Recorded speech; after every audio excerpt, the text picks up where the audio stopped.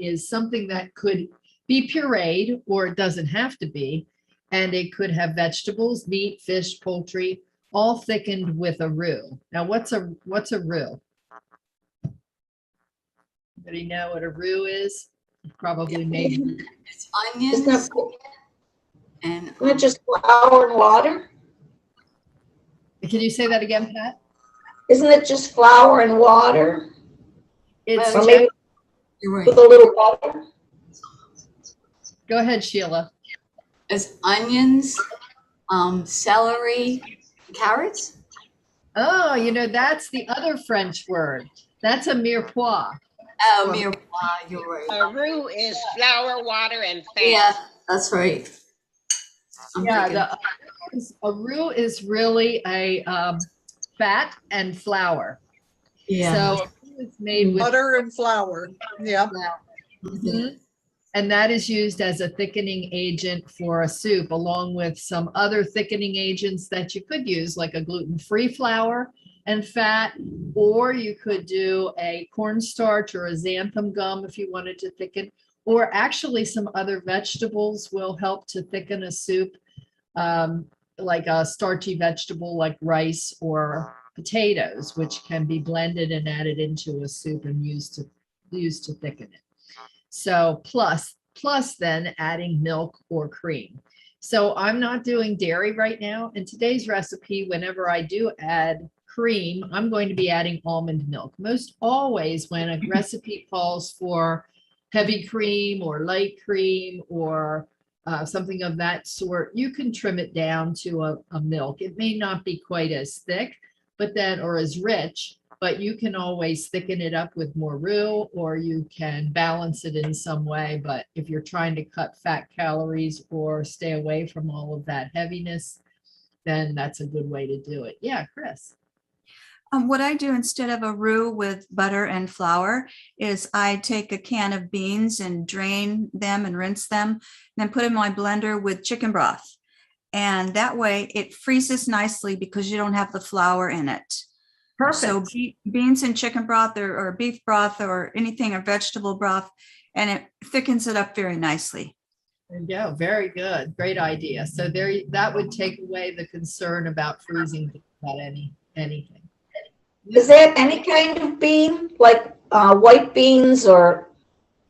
I usually use cannelli beans, which are white kidney beans. I've used pinto beans.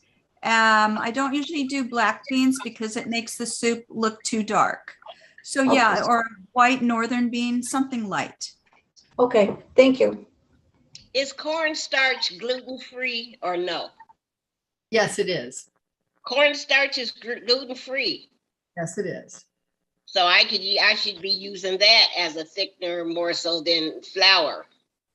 You can use that. And I actually like Chris's idea because the beans add nutritional value too to the soup. So you can experiment with that and see if it works well in your particular soup. It's a nice idea. I don't know if it thickens it. You know, that relatively speaking, you need a tablespoon of cornstarch in some water to pretty substantially thicken something. But if you're doing beans, how many beans do you find you need to add, and does it affect the taste? Chris, do you use the liquid in the beans too? Or No, you drain it? Too much. Yeah, I drain it because there's too much salt in it. So I drain them and I rinse them. And I usually put 2 cans of beans in, and then just enough chicken broth in my blender to make sure it's going to mix up and pull, puree nicely. Or you can use one of those immersion blenders too. Mm-hmm. Oh, okay, thank you. You're familiar with immersion blenders. Did you say 2 cans or 2 cups, Chris? 2 cans usually, and it doesn't have to be that. You just eyeball it, as you go and see if it's, thickening up enough. And if it's not, just add another can. I'm usually doing this with soups that have bean in them already, so the taste will be bringing out the bean flavor more. But I have done it with just like a chicken soup instead of the can of cream and mushroom soup. Yeah. Good protein. Absolutely, for sure. Okay. So when it comes to pureed soups, these are soups where the vegetables are first simmered in a stock and then pureed, and they get creamy because the vegetables have been pureed. And when you're using fresh and kind of a non-starchy vegetable, say, oh, I don't know, what would we be talking about with a non-starchy vegetable? Celery, for instance, would be a non-starchy vegetable. You would add some Broccoli? broccoli as a non-starchy. Yep, when we use cauliflower, we use a non-starchy vegetable like that to make cream of cauliflower or something like that. You can add the starchy rice or potatoes, or in with Chris's suggestion, beans.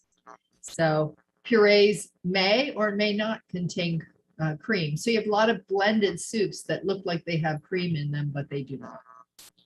So I want to introduce you to this cream of mushroom soup here. Now, this is not the condensed cream of mushroom soup. I'll show you that in a moment, I think. Let's see here. Yeah, this cream of mushroom soup, I think, is really delicious. I have made this in class before. And we start with 4 tablespoons of butter and a tablespoon of oil. You could divide that up in any way that you want. If you want to reduce butter and you want to increase oil, as I would use olive or avocado oil. Butter does add a certain flavor to a soup, so I would, if you can, consider using at least some butter for the flavor. And you melt that butter and then saute a couple of onions, actually pretty large amount of onions there, 2 of them that are diced. And then when they are mostly translucent, you saute some garlic until that's fragrant for about another minute, and then add mushrooms, usually about 1.5 pounds. And here's where you can kind of go crazy. They tell you 1.5 pounds of fresh brown mushrooms sliced, but you can use any mushroom you like. There are all those wonderful gourmet type mushrooms out there that you can use. You can take dried mushrooms and reconstitute those and put them in your soup. Anything really goes. And what goes particularly well in mushroom soup is thyme, the herb thyme.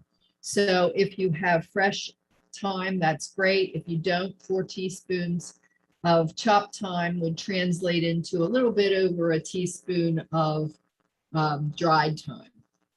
So it's usually a 1 part dry to 3 parts fresh. Okay. And by the way, you're going to get this recipe, so no worries to write it all down, but just wanted to run through it with you a little bit. And once we get those mushrooms in there and cook them with the thyme for a little bit, then we add in some Marsala wine or any kind of really dry red wine or a white wine. Sometimes I prefer a white wine in this one, but it just depends on what you're in the mood for. And then the thickener here is going to be the all-purpose flour. Now, I'm not sure about beans in this one. Go ahead, Chris. I just had a question. I've never reconstituted mushrooms, dry mushrooms before. Do you put it in hot water? Yes. And let them sit for how long? Yeah, it depends on the mushroom, but some of them reconstitute within moments. I know I actually freeze dried my own shiitake mushrooms and reconstituted them. They come back really fast. So they're like, and the only thing that you might need to do is add more water because they are like sponges. So they should come